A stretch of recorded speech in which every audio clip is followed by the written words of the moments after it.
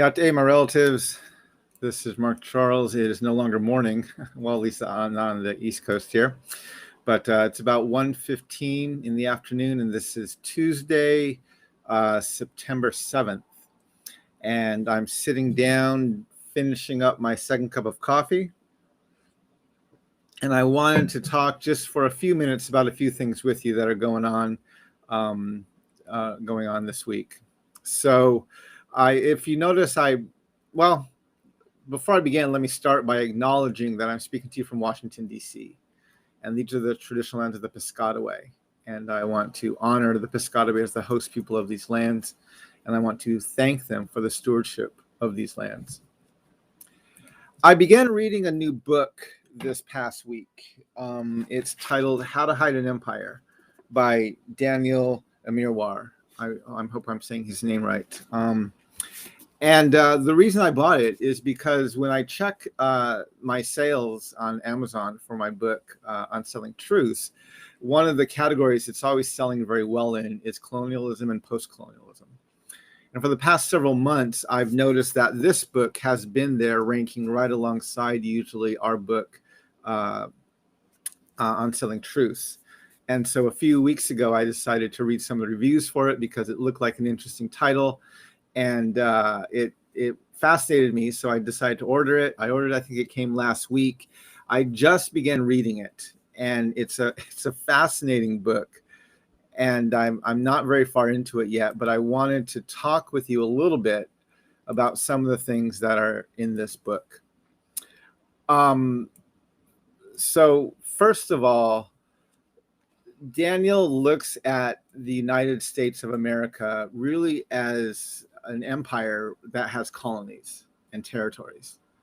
And his book is largely about these territories that we have outside of what he calls the logo of the United States, or kind of this main, the continental United States, that usually a graphic will also include a small add-in of Hawaii and Alaska.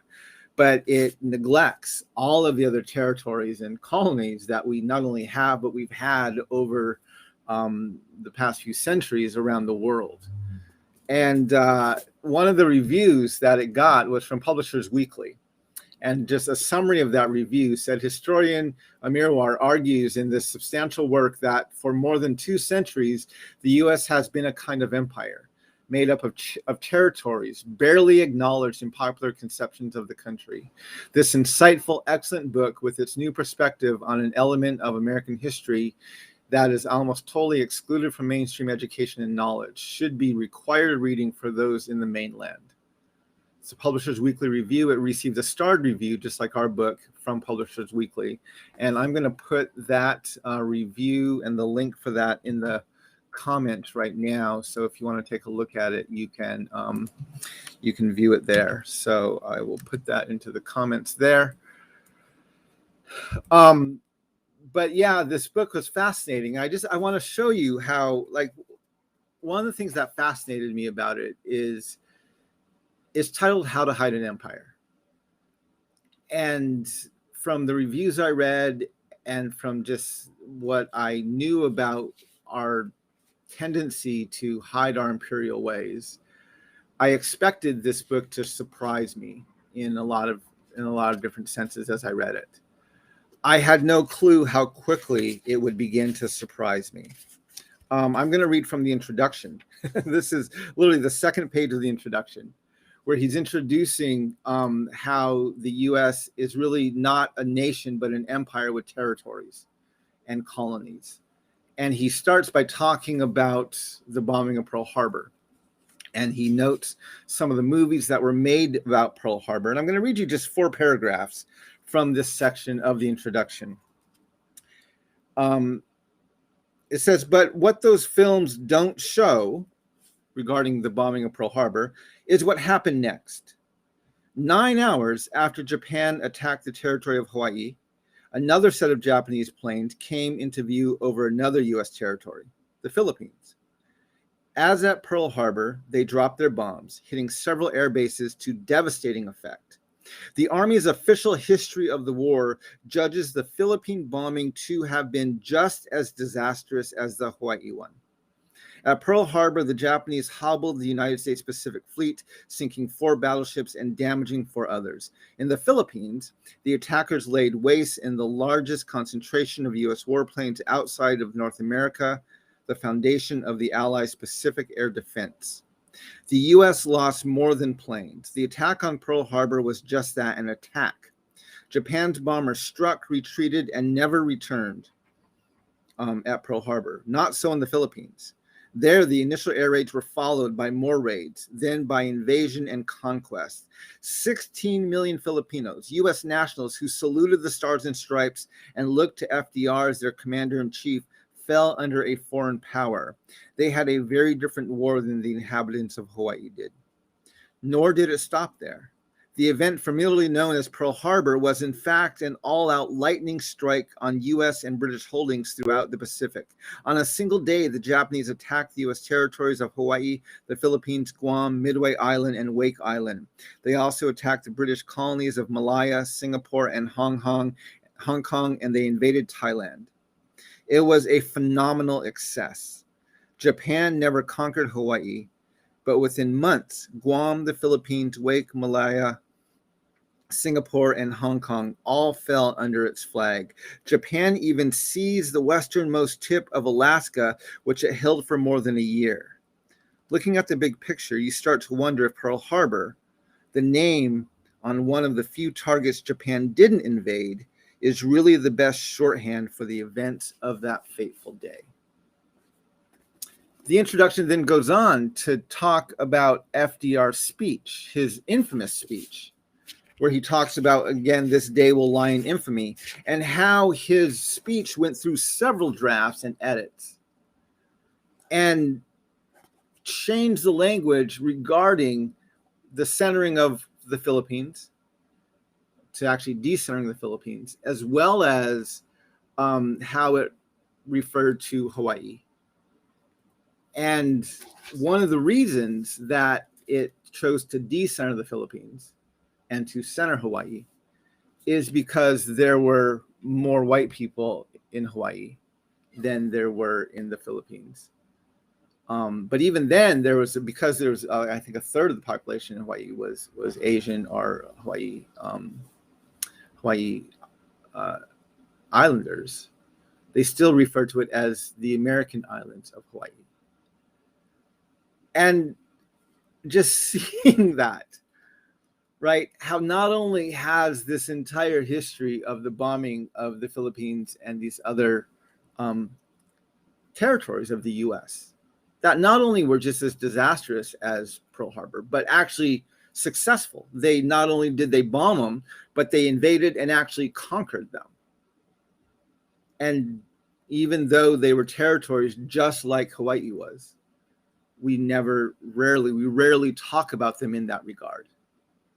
In fact, I don't remember ever learning about the bombing of the Philippines on December 8th, 1941. As I was reading this, I'm like, I don't remember ever learning that in my history classes.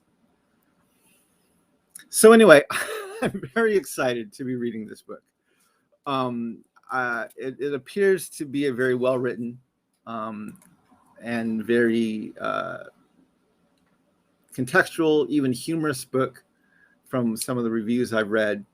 And I'm sure I won't be able to keep quiet as I'm reading through it. So I'll probably bring it up in several of my upcoming live streams, just because I think it falls so much in line with what we tried to do with our book, Unsettling Truths, which is to help people understand there is an entire history that we don't even know about as Americans, right? There's an entire history of ethnic cleansing and white supremacy that pervades U.S. history that we never talk about.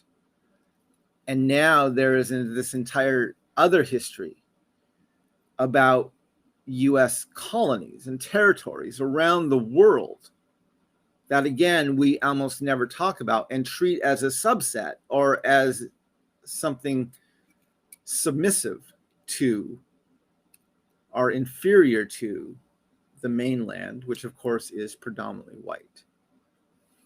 So again, this whole thing with common memory is going to be a very interesting theme as we go through this. And so for you, you've heard me already reference a few times the book that I co-authored with Sinchan Ra. So let me, for the moment, just put that into the comments as well. And if you'd like to get a signed copy of that, that is also available from our website. I may actually reach out to Daniel. I'm so impressed with what I've read so far in this book that I may reach out to him and share with him a copy of my book, because I think it will do for what he's doing for me regarding our territories. I hope my book will do for him regarding Indigenous peoples and the Native nations of Turtle Island.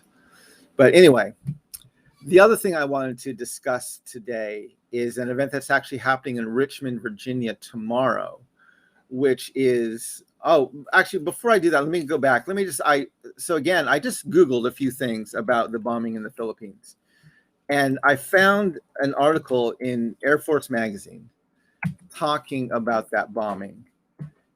And talking about one of the things it talked about in that bombing was how after Pearl Harbor, right, there was this complete bewilderment about how did we allow our Air Force base, our naval base in Hawaii to be bombed? And why were we not aware of what was going to happen? How did we not prevent this? And this article basically goes on and says, well, if that was true in Hawaii, how much more true was that in the Philippines? Where just 9 hours later, this happened and was wildly successful. Why were there so many inquiries and studies and investigations into what happened at Pearl Harbor, but there was almost nothing that happened into the bombing at the Philippines and with the lapses of our military and our intelligence there? And so again, that's in the comments section. You're welcome to look that up. The second thing I want to talk about, again, just fairly briefly, is tomorrow in Richmond, Virginia, and I'm going to share an AP News article with you here. They are going to remove the statue of Robert E. Lee. And they're actually scheduling it for tomorrow. I just heard about it on the news this morning. There's a lot of articles being written about it. And one of the reasons they're doing this is because a lot of times this has happened, but it's been done kind of quietly.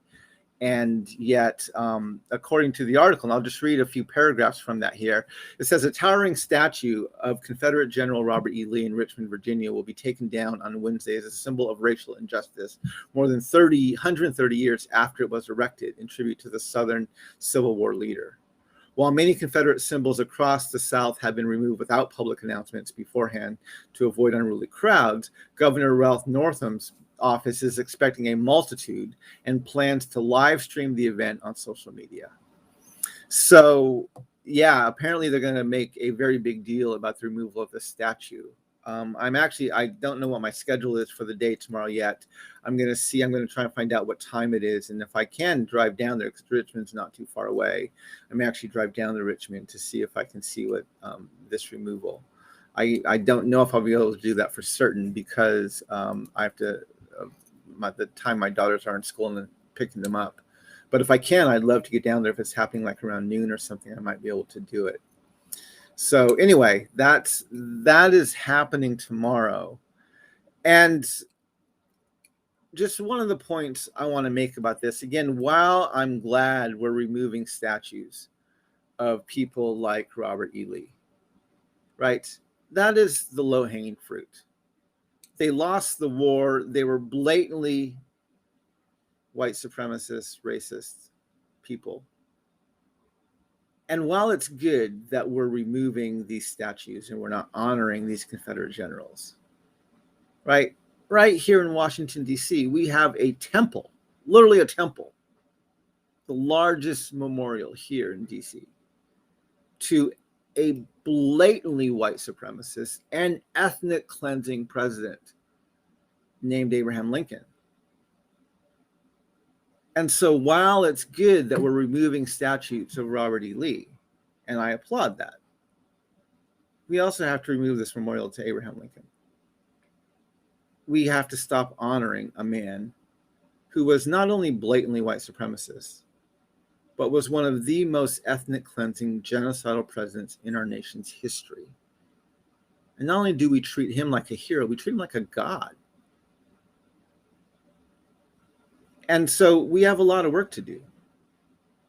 Yes, it's good. Let's take down the statue of the guy who was on the opposite side of the war, who was, again, they weren't fighting for slavery. The war wasn't over slavery.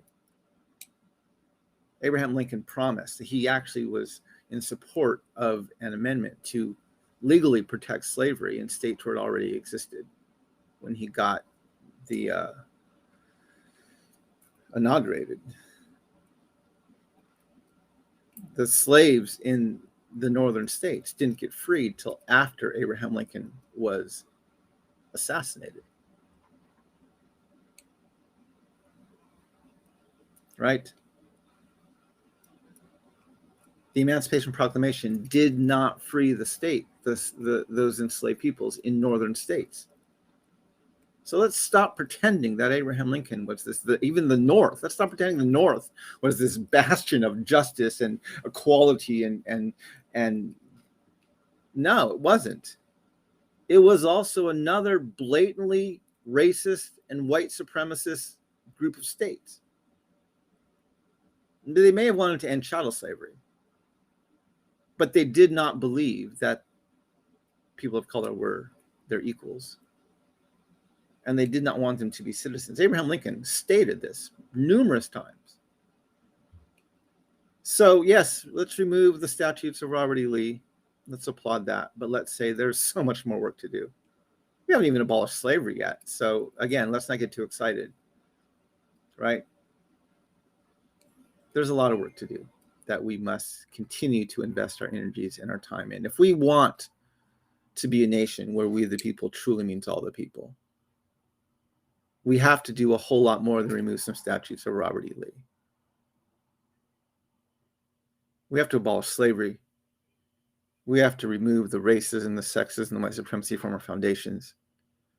We have to stop honoring people like Abraham Lincoln. We have to remove the legal precedent for land titles,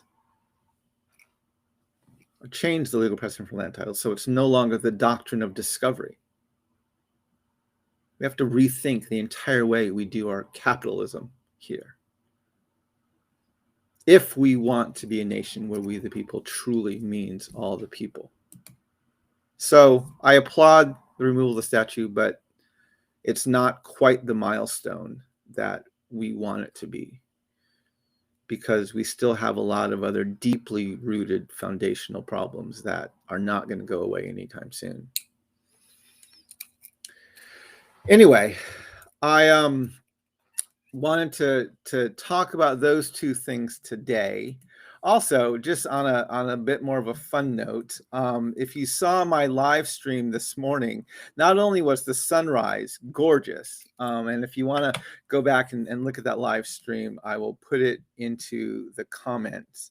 But the sunrise was absolutely gorgeous this morning, and I put it onto my YouTube channel as well as my Instagram and Facebook. But also earlier today, so this week, on the National Mall, we have the DeLorean from Back to the Future. And it's sitting in this glass encasement on the National Mall. And I went by there this morning. My kids told me that it was there. But they weren't interested in going because 1985 is, they can handle the 90s. They have no interest in the 80s whatsoever. So I went down there by myself this morning after I watched the sunrise and got a few pretty cool pictures. But I also live streamed kind of just a walk around the DeLorean. So if you would like to see that, I will put that into the chat as well. I just uploaded it a few minutes ago onto my YouTube channel. And so if you want to see the DeLorean from Back to the Future on my YouTube channel, it's up there right now. Anyway, I hope that your second cup of coffee is just as good as mine. I hope that you had a good Labor Day weekend. It's exciting that we're now moving into the fall and the weather's cooling off. Of course, we are still deeply concerned about, and our hearts go out for all the people who lost lives and lost loved ones during not only the hurricane that went through Louisiana and Mississippi, but also all of the rains that went right past DC up into New York and caused tremendous damage. And so the people who lost loved ones are in my prayers. Obviously, we have a lot to do because of global warming and because of climate change. And we are nowhere near prepared for what will probably be happening over the next few years and obviously decades. But that will be a talk for another second cup of coffee later. Also, just want to remind people, please continue to be very intentional about wearing your masks. Please continue to be very intentional about social distancing. And we need to continue to take COVID-19 and especially this Delta variant very, very seriously. Our whole family is now fully vaccinated, and I'm very grateful that we have the vaccine. But we are still wearing masks when we're out in public. The schools in DC have a mask mandate. Whenever we get together with even friends or family members, we always wear masks anytime we're indoors. And I want to encourage people to continue to wear your masks and to be diligent about this. I know we're all tired. I know that this is hard as we're going on over a year and a half, almost onto 2 years now. But we need to not only protect our own health and our own lives, but we need to protect the health and the lives of the most vulnerable amongst us. And unfortunately, a lot of those vulnerable people are not only our children, those who are under 12 who cannot get the vaccine yet, but also those who refuse to get the vaccine. And even though that demographic many times is exasperating, right, we still need to try and protect their health. And so I want to encourage people to continue to take this COVID-19 seriously.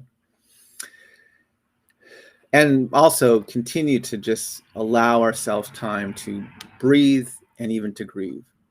Our family had a memorial this past weekend that I didn't go to because of the surge in COVID cases around the country. But we had a memorial for a family member, an extended family member of our family who I was close to, but who passed away. And so I want to make sure people are intentionally taking time to grieve the loss, not only the loss of life and the pain and the hardship we've all experienced, but even just the loss of I don't know what the word to use, the changes, to lament the changes that we've had to make, the adjustments we've had to make. We need to acknowledge that we are making intentional adjustments and to even grieve what this does to our schedule, what this does to our day-to-day lives, so that we can continue to do this. Hopefully, we will begin turning a corner of this at some point soon, but we need to continue to be very, very diligent about social distancing and wearing our masks. So here I have my relatives. I hope that you will walk in beauty today, and may we together learn how to walk in beauty with one another. I hope you have a good day, and I will talk with you again later this week. And Hagonet.